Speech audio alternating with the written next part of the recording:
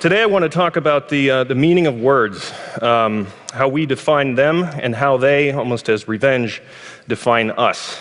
The English language is a magnificent sponge. I love the English language. I'm glad that I speak it. But for all that, it has a lot of holes.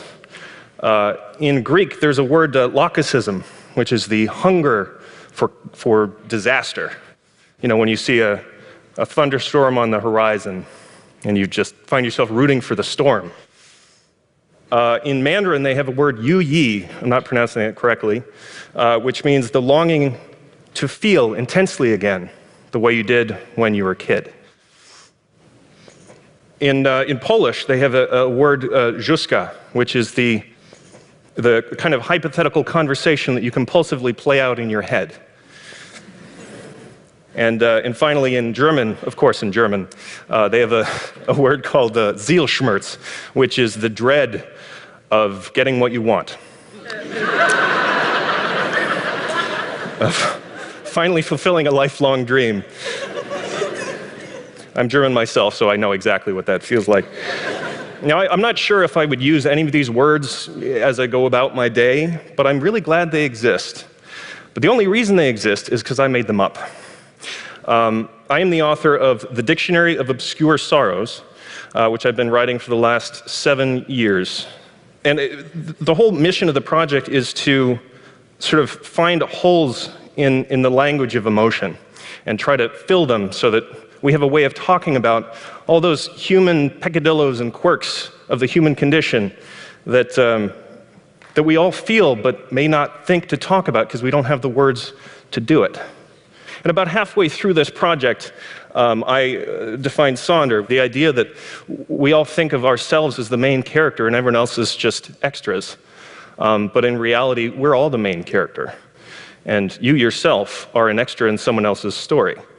And so as soon as I published that, I got a lot of response from people saying, thank you for giving voice to something that I had felt all my life, but there was no word for that, so it made them feel less alone.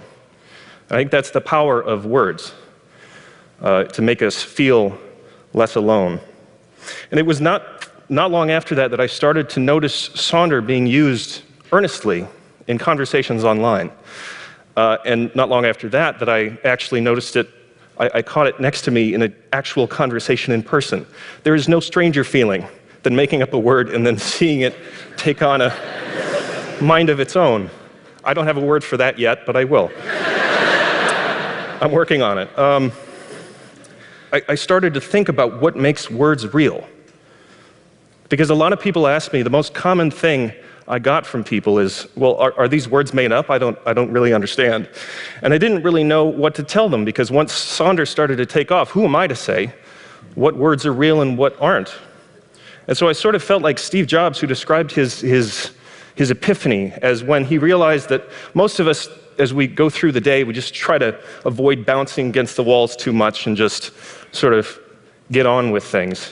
But once you realize that people, that this world was built by people no smarter than you, then you can reach out and touch those walls and even put your hand through them and realize that you have the power to change it. And when people ask me, are these words real? I had a variety of answers that I tried out. Some of them made sense, some of them didn't, but one of them I tried out was, well, a word is real if you want it to be real. You know, the way that this path is real because people wanted it to be there. That happens on college campuses all the time. It's called a desire path. But then I decided what people are really asking when they're asking if a word is real, they're really asking, well, how many brains will this give me access to? Because I think that's a lot of how we look at language. A word is essentially a key that gets us into certain people's heads. And if it gets us into one brain, that's not really worth it. Not really worth knowing. 2 brains, it depends on who it is. 1 million brains, okay, now we're talking. And so a real word is one that gets you access to as many brains as you can. That's what makes it worth knowing. Incidentally, the realest word of all, by this measure, is this. That's it. the realest word we have. That is the closest thing we have to a master key. That's the most commonly understood word in the world, no matter where you are in the world. The problem with that is no one seems to know what those two letters stand for. Which is kind of weird, right? I mean, it could be a misspelling of all correct, I guess, or old Kinderhook. No one really seems to know. But the fact that it doesn't matter says something about how we add meaning to words. The meaning is not in the words themselves. We're the ones that pour ourselves into it. And I think when we're all searching for meaning in our lives and searching for the meaning of life, and I think words have something to do with that. And I think if you're looking for the meaning of something, the dictionary is a decent place to start. It brings a sense of order to a very chaotic universe. Our view of things is so limited that we have to come up with patterns and shorthands and try to figure out a way to interpret it and be able to get on with our day. We need words to contain us, to define ourselves. I think a lot of us feel boxed in by how we use these words. We forget that words are made up. It's not just my words, all words are made up, but not all of them mean something. We're all just sort of trapped in our own lexicons that don't necessarily correlate with people who aren't already like us. And so I think I feel us drifting apart a little more every year, the more seriously we take words. Because remember, words are not real. They don't have meaning, we do.